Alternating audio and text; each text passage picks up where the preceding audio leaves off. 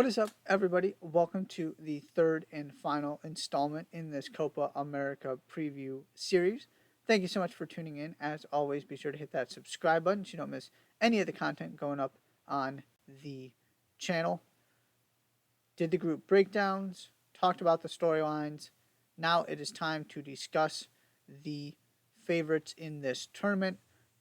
My top 5 power rankings, if you will, heading into Copa America. Number 5, the United States. I cannot put them ahead of the team that I have at number 4, which you'll see in a minute here. And they're not going above the top 3. So 5 is as high as they can go. This is clearly the best team in CONCACAF. This is one of the 5 best teams in this tournament on paper. I do firmly believe that. I didn't have to think too hard about this. This is, to me, a very fair spot for the U.S. to be.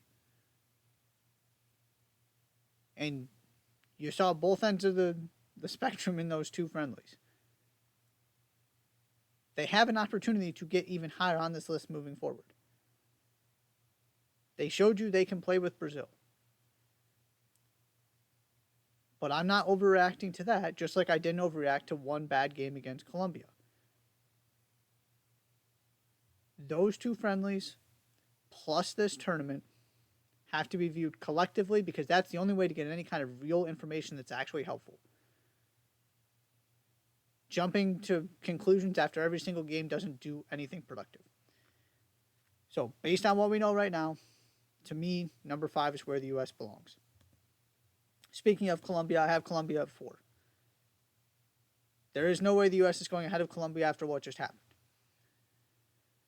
This is also the most informed team heading into this tournament. I do think there is a gap from a talent perspective between this team and the team that's next, though, which is why I couldn't put them any higher than 4th. And specifically, the drop-off comes at the center back position and a little bit in the midfield.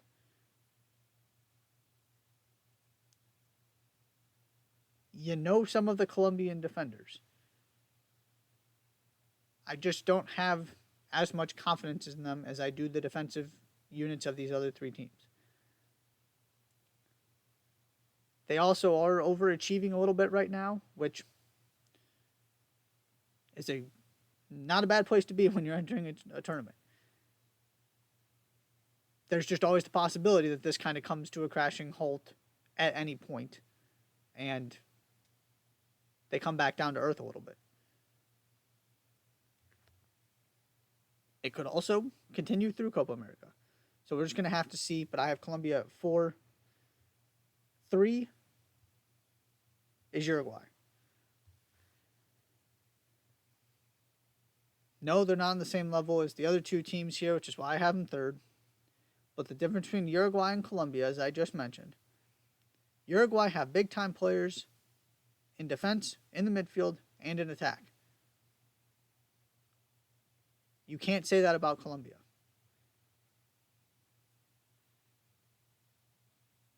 Is the depth fantastic? No. You're relying on a core group, and then there isn't all that much that scares you outside of that. The other issue I have, or worry is a more accurate word, is up top.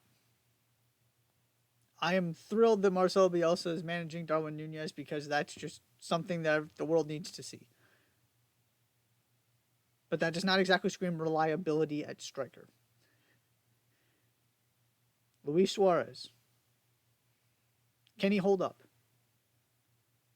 Can he produce in a Bielsa ball system as opposed to a very methodical Inter Miami where he doesn't have to do much running?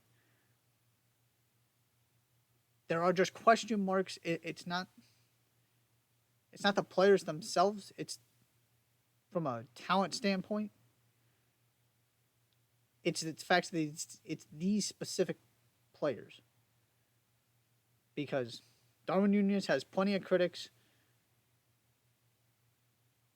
Luis Suarez, as good as he's been for Inter Miami, is limited in what he can do at this point in his career. That's my worry with this team is, do you get reliable production from that striker position? You know who the big names are. They're very accomplished players. But do they fit into the bigger picture, and can they be a reliable source of goals for this team? Number 2, Argentina. They couldn't go any lower than second. They are, after all, the defending World Cup champions, the defending Copa America champions. They've got a really good goalkeeper. They've got Lionel Messi. They've got a sneakily clutch international player in Angel Di Maria. They've got some pieces in the midfield.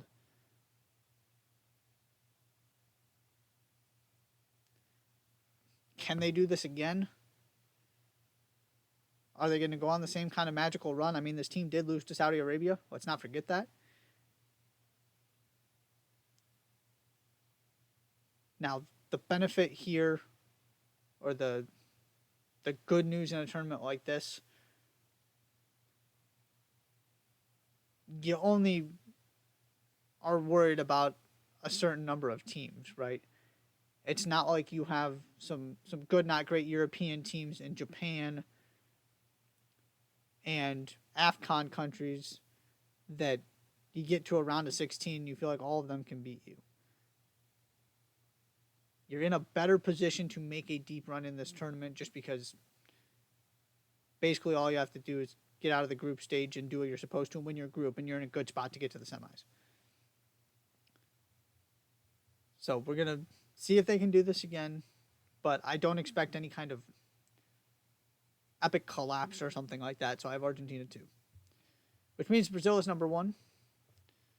Quite simply, Brazil has the best squad in this tournament. I don't think it's particularly close. It's a reason everybody's picking them to win. The question is, can they deliver on those expectations? And I talked about this with the storylines here. Argentina is the team out of South America winning these tournaments. Both Copa America and the World Cup.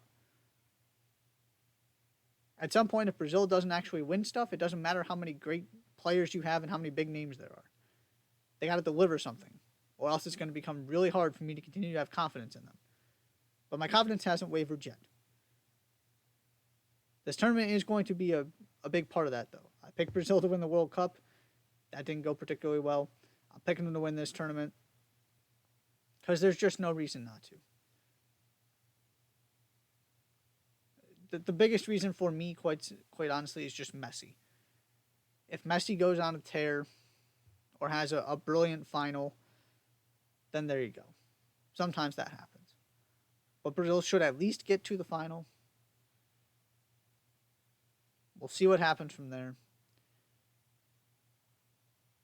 But they are the best team in this tournament.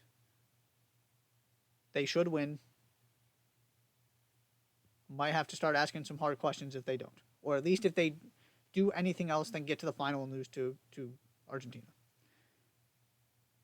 So those are my 5 favorites entering Copa America. Thank you so much for tuning in. As always, be sure to hit that subscribe button. I'll see you next time.